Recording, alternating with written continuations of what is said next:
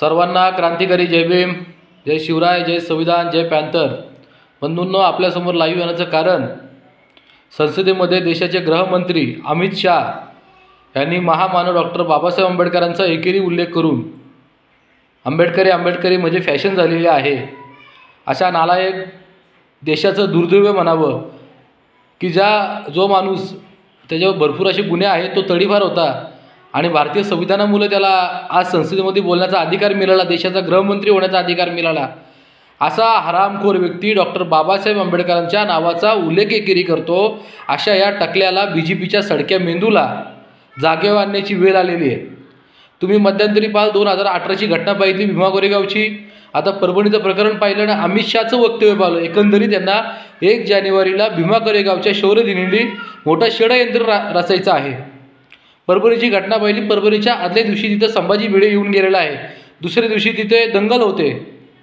भीमा कोरेगावची घटना पाहिली. भीमा कोरेगावच्या आदल्या दिवशी तिथं संभाजी भिडे येऊन जातो, तिथं दंगल घडते आणि ही दंगल कुठेतरी आज शांत होते आणि परत भीमसैनिकांची डोकी फिरवण्याचं काम इथले देशाचे गृहमंत्री करतोय. म्हणजे यांना 100% मी बांधवांना अपील करतोय, सावध राहा. कुठल्याही यांच्या ट्रॅपमध्ये तुम्ही फसवू नका. कारण येणाऱ्या 1 जानेवारीला हे मोठ्या प्रमाणात मला असं वाटतंय का हे मोठं षडयंत्र करून इथला आपला शिक्षित भीमसैनिक आहे याला अडकवण्याचा प्रयत्न करतात. आज जी शिक्षित मुलं आहेत यांना कशा पद्धतीने ट्रॅपमध्ये अडकून यांचं आर्थिक आणि सामाजिक आणि शैक्षणिक आयुष्य उद्ध्वस्त करण्याचा प्रयत्न या अशा वक्तव्यामध्ये करतात. कारण का त्यांना माहिती आहे जेव्हा महापुरुषांवर डॉक्टर बाबासाहेब आंबेडकरांवर जेव्हा बोलतील तेव्हा इथला भीमसैनिक हा शांत बसत नाही. हा रस्त्यावर येतो, आंदोलनं करतो आणि आंदोलनं केल्यानंतर यांच्यावर केसेस होतात, गुन्हे दाखल होतात आणि गुन्हे दाखल झाल्यानंतर यांचं लाईफ ही बरबाद होणार आहे.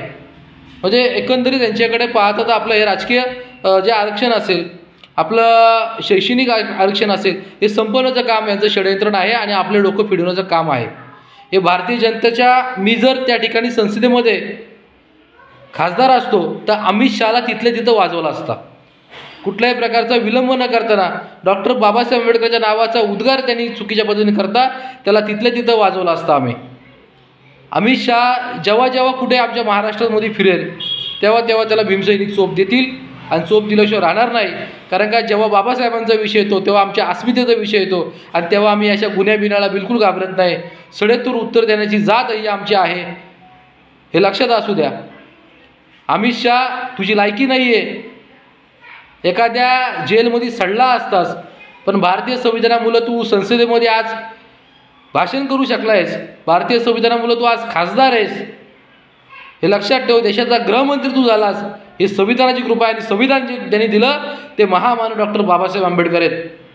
म्हणून भारतीय जनता पार्टीच्या सर्वच कार्यकर्त्यांना आणि इथल्या नेते मंडळांना आव्हान करतोय का तुम्ही कुणाच्याही नादाला लागा, तुम्ही कुणाच्यावरही बोला, पण जेव्हा डॉक्टर बाबासाहेब आंबेडकरांचा विषय येईल तेव्हा तुम्हाला आंबेडकरी जनतेच्या सामोरे जावं लागेल. आणि मी अपील करतोय भारतीय जनता पार्टीचे जेवढे पण मंत्री संत्री असतील भीमा कोरेगावला जर येतील ते तर यांना चपलीचा हार घाला भीमसैनिकांनो. देशाच्या गृहमंत्र्यांनी अमित शहानी तात्काळ या वक्तव्य मागे घ्यावे आणि माफी मागावी. नाही तर तुझी टकली आहे त्या टकल्याचा तबला केल्याशिवाय भीमसैनिक राहणार नाही, हे तुझ्या लक्षात असू दे भोसडीच्या. जय भीम, जय शिवराय, जय संविधान, जय पॅन्थर, जय भारत.